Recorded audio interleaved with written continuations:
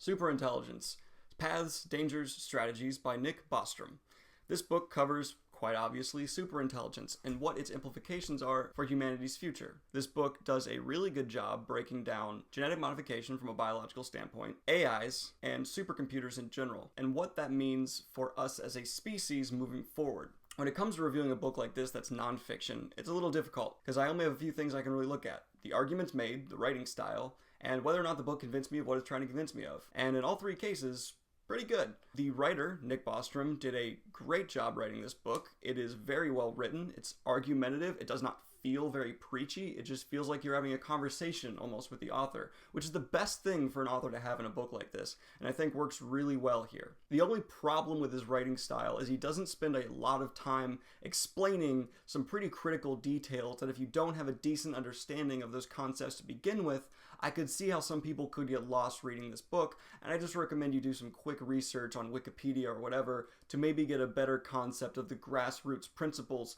he's exploring within this book. Now, moving on to the arguments made, I've almost been completely convinced by everything this book stated because its references are so credible, its quotes from various sources are all very convincing, and the logical breakdown of where the natural progression of technology we have is going by the author seems all step by step completely logical. And I find myself agreeing with probably 85 to 90% of what this book said. Basically, if you want to know about what technology is going to be doing to humanity in 20 years, 40 years, 100 years, this is the book to read. Because of course, as time gets further away, it gets more speculative, but it's such a logical progression, step by step, for each new gap of time that it just seems right. It's very difficult to come up with any arguments against what the author is saying. Now, the final thing to break down is whether or not I agreed with it. And as I've already said, pretty much, yeah.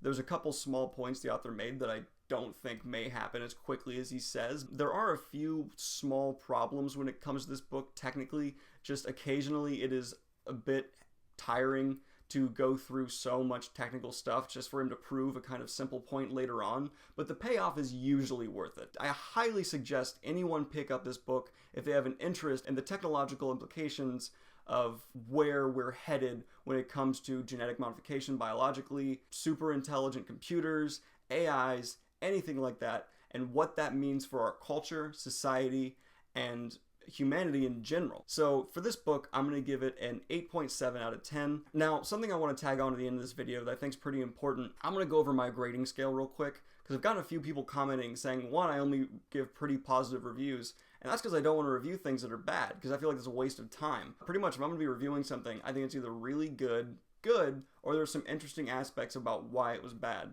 I don't feel like it's worth my time to review things that are just bad in general without being able to take anything away from it or learn anything. And the final thing I want to say is, to me, a 6 is not a D. I'm not going that route. A 6 to me is, you've done pretty good. There's content here. And an 8 is you did really well. A 9 is nearly flawless. And a 10 would be an instant classic. The reason I do that is if I am reviewing something that's bad, I want to have somewhere to go besides, 5. Because if 5's bad, if I give something a 1, what am I saying? So if something is a 5 or below, usually I'm not recommending it. 6 or above, yeah, check it out. It's at least worth your time. And I'm not going to change how I do it. Keep that in mind when you watch my videos. Have a great day. Peace.